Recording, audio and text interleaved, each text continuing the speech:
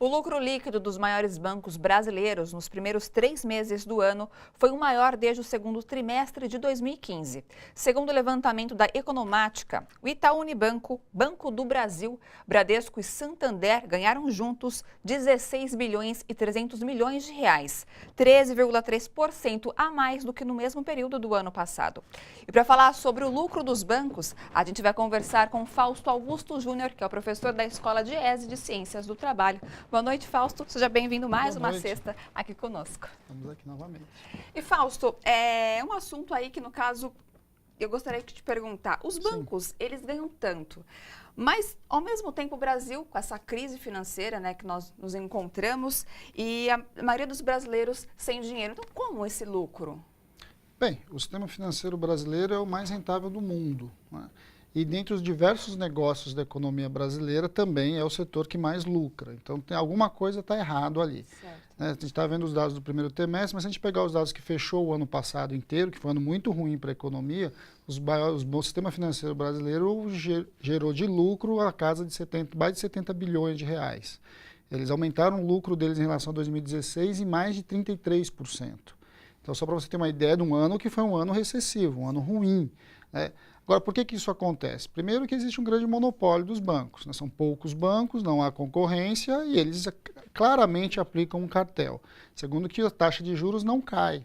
Um dos principais motivos que os lucros dos bancos têm crescido, apesar da crise econômica e etc., é que o governo vem baixando sucessivamente a Selic, a taxa básica de juros, mas na ponta dos juros para pessoas e para as empresas, esses juros não caem.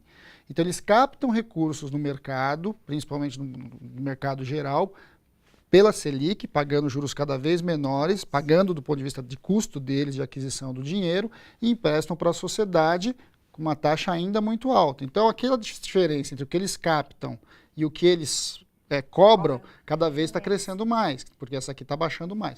Agora, essa é uma questão colocada, né? Não há controle nenhum do sistema financeiro, o sistema financeiro faz o que ele bem entende num sistema absolutamente oligopolizado.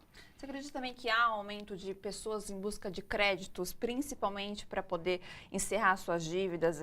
Hoje em dia, o aumento da inadimplência cresceu bastante, mas ainda existem pessoas que gostariam de sanar esse problema e acabam optando por empréstimos, que a cada vez mais passa, os juros também aumentam.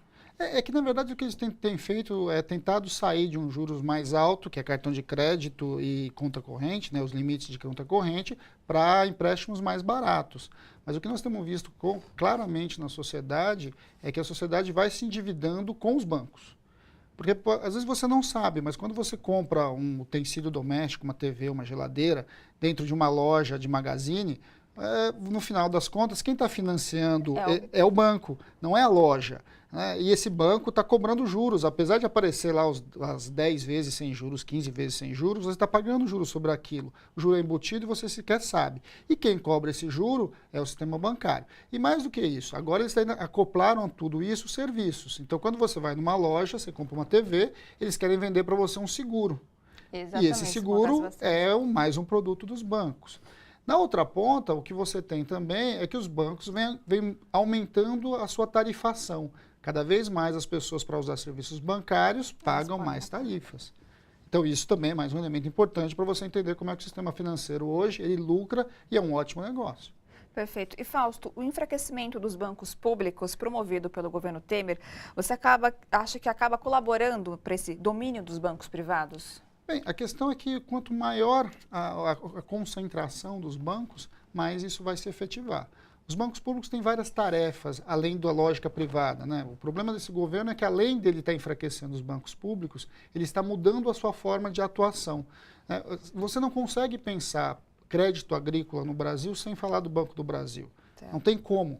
Você não fala crédito habitacional nesse país sem falar da Caixa Econômica Federal. O que nós temos visto é que esses bancos começam a restringir créditos fundamentais para essa economia. Né? E que os bancos privados, com a tese de que os bancos privados vão ocupar parte desse negócio. O que a gente está vendo é que isso não vai acontecer. E para acontecer, acontece para as camadas que podem pagar mais, então as camadas mais baixas da população ficam desassistidas do ponto de vista bancário, e ao mesmo tempo, além de ter que pagar mais, para alguns lugares eles nem querem entrar. né? Então, o que a gente tem visto no caso dos bancos públicos, em especial o Banco do Brasil, é o fechamento contínuo de agências. Agências onde o setor privado nunca quis chegar. Então, o que a gente vai assistir agora é uma concentração maior, um empobrecimento dos bancos públicos e, na melhor das hipóteses, mesmo que eles sobrevivam numa lógica privada. E, Fausto, o fato dos bancos públicos cobrarem taxas menores, por exemplo, não seria, talvez, fazer com que os outros bancos, né, os privados, também baixassem as taxas? Ou você acredita que isso... Essa sempre é uma possibilidade, mas as pessoas precisam mudar a sua agência de um banco para outro. A gente tentou assistir isso em alguns momentos da nossa história. Mas o que a gente vê é que, em grande medida, a maior parte disso não é uma escolha do trabalhador. O trabalhador fica no banco onde ele recebe o salário, ele raramente consegue mobilizar a sua... É comodidade, pragmático, mas também tem uma questão mais objetiva. É ali que ele vai conseguir um juros um pouco menor desse banco privado, porque o salário dele é depositado todo mês ali. A própria empresa força esse movimento, porque ao colocar a sua folha dentro do banco, ela tem vantagens do ponto de vista de empréstimo, do ponto de vista de custos de operação. Então, nada é tão exatamente livre como o mercado diz para frente. E mais do que isso, né, as opções são muito limitadas. De fato, você tem poucas opções. Quando você olha para o sistema financeiro, raramente você vai ficar além entre os três grandes bancos privados e os dois grandes bancos públicos. Você não sai disso aqui no Brasil.